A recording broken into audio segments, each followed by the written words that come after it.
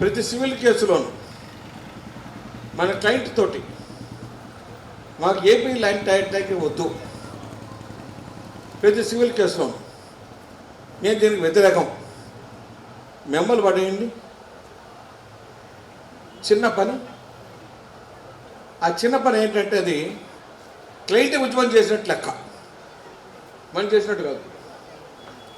In every civil court తీసుకోదా, మేము బాక్స్లో పడేయండి, జడ్జి చూడాలిగా. రేపు ఒకవేళ కనుక హైకోర్టు చట్టం చాలా మంచిది, చాలా ఉత్తమమైన చట్టం, చట్టాన్ని మించిన చట్టం ఇంకోటి లేదు, భారతదేశంలోనే లేదు, రిఫార్మ్స్ తీసుకొచ్చారు అనుకునేటువంటి ఆలోచన ఉన్నప్పుడు మెమోలు చూపిస్తాయి, పబ్లిక్ పల్స్ ఎట్లా ఉందని చెప్తుంది. దీన్ని ఆలోచన చేసి చేయమని కోరుతున్నాను పెద్దలు చెప్తున్నాను, ఇఫ్ ఇట్ ఈస్ పాసిబుల్.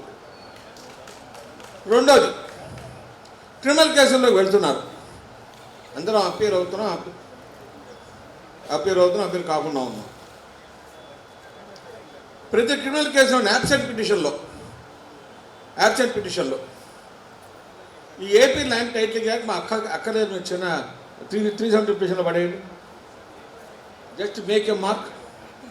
వాళ్ళు అనుకుంటారు ఏమిటి క్రిమినల్ సెక్షన్ ఏమిటి దీంతో పెట్టేశారంటే, ఇందాక రవీంద్రబాబు చెప్పాడు ఏపీ ల్యాండ్ టైటిలింగ్ యాక్ట్లో క్రిమినల్ ప్రొసీడింగ్ కూడా చూపించారు. కాబట్టి దాంట్లో అర్థమేమవుతుంది, ఈ యొక్క క్రిమినల్ రైట్లో కూడా మాకు ఇది అక్కర్లేదనేటువంటి ఎక్స్క్లూజివ్ తరఫున మెమోలు పడేస్తే ఏమవుతుంది, జస్ట్ థింక్ ఓవర్ చేయండి. పబ్లిక్ యాజిటేషన్ కావాలంటే పబ్లిక్ ఎప్పుడు వచ్చే పరిస్థితి లేదు, ఎవరు ముడ్డి కింద నీళ్ళు వస్తే వాళ్ళు వస్తారు. కాబట్టి ముడ్డి కింద నీళ్ళు ఎట తీసుకురావాలనే పక్షంలో ఉండేటైతే ఇది చేస్తే ఆలోచన చేస్తే బాగుంటుందని మీరు ఆలోచించాను. ఒకటి అంటే ఇప్పుడు నేను అడ్వకేట్గా మాట్లాడాను, కొంచెం పొద్దున వాళ్ళు పార్టీ తరఫు కూడా మాట్లాడారు, వాళ్ళ పార్టీ తరఫు కూడా మాట్లాడారు. నేను పార్టీ తరఫున మాట్లాడదలుచుకోవాలి. ఇప్పుడు పార్టీ తరఫున చెప్తున్నాను, మా పార్టీ మేనిఫెస్టో 4 రోజులు రాబోతుంది. అందుట్లో ఈ చట్టం గురించి ఏం చెప్తారో చూడండి, చట్టం గురించి ఏం చెప్తారో చూడండి. అసలు ఈ చట్టం సెంట్రల్ యాక్ట్ చేసిన అంటారు, సంబంధం లేదని రాయబోతున్నాం.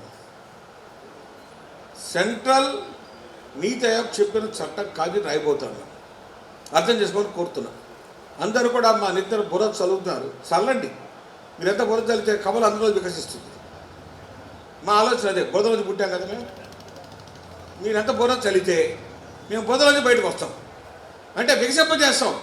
అడ్వకేట్స్ కావాల్సిన చట్టం మంచి చట్టం వచ్చేటువంటి వికసింపజేస్తాం మీకు మనం చేస్తున్నాం. అంతకంటే ఇంక చెప్పలేదు లేదు. అర్థం చేసుకుంటే డైరెక్ట్ లేదు. దీనికి మాత్రం వ్యతిరేకం. అందరూ కలిసి ఉన్నాం, కలిసి లేము, వస్తారు రారు అనేటువంటి డిఫరెంట్ ఇష్యూ. అది పొట్టతో కూడుకున్న విషయం. It is concern with the stomach of an advocate. ఒక్కసారి లివరేజ్, ఒక్కసారి నో లివరేజ్. మొన్న ఈ మధ్య నేను ప్రకాశం జిల్లాలో కోర్టుకు వెళ్ళా, చిన్న పని మీద వెళితే మఫ్సర్ కోర్టు లాగా ప్రాక్టీస్ చేసుకుంటాను. నేను అడిగా, ఏంటి సార్ ఎట్టలేదా అంటే, సార్ మఫ్సర్ కోర్టులో మా పరిస్థితి ఎట్లా మీకు తెలుసు కదా, మా పరిస్థితి ఇంతకాలం చేయబట్టి మేము చేయగలుగుతామా అనే పరిస్థితి చెప్పారు మఫ్సర్ కోర్టు ఉన్నాడు. నేను చెప్పింది ఏంటంటే, ఓ పని చేయండి అయ్యా బాబు, మీరు కనీసం మీరు ప్రొటెస్ట్గా చేసేటప్పుడు బ్యాండ్స్ తీసి చేయండి అని చెప్పాను. ఈ బ్యాండ్స్ తీసేసి చేయండి కనీసం, మీకు ఉండేటి పరిస్థితి ఉండేట్టయితే. అంటే సజెషన్ చేయాల్సిన అవసరం వస్తున్నది కొన్ని చోట్ల. అంటే ఉద్యమాన్ని ముడుచుకోమని చెప్పట్లేదు, ఉద్యమాన్ని ఆలోచన చేస్తూ కొత్త రకమైన పోకళ్ళు చేసుకోవాల్సిన అవసరం వస్తుందేమో అని చెప్పి నేను చెప్పినప్పుడు చిన్న సలహా మాత్రమే.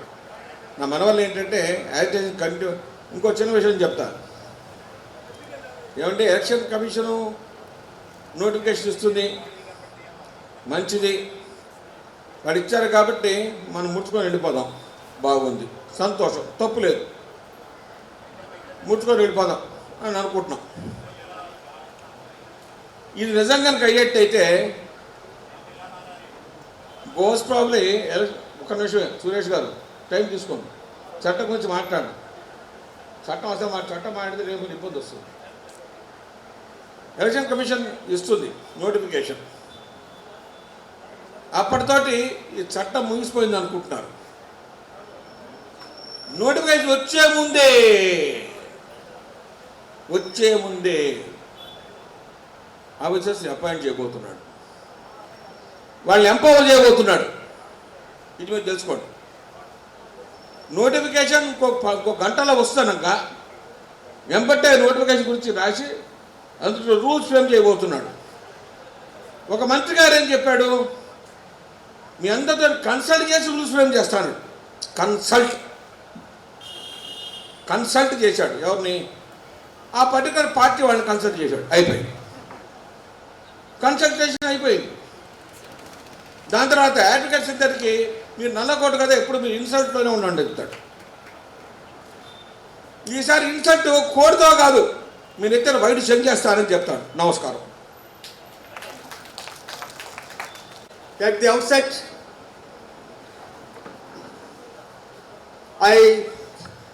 I'm of profound thanks to the Federation of Bar Associations President here and President Guntur Bar Association and distinguished dignitaries on the dais, my friends, advocate friends, ladies and gentlemen. As has been already said by our so-called eminent speakers, advocates, it's a matter of fact that by now anybody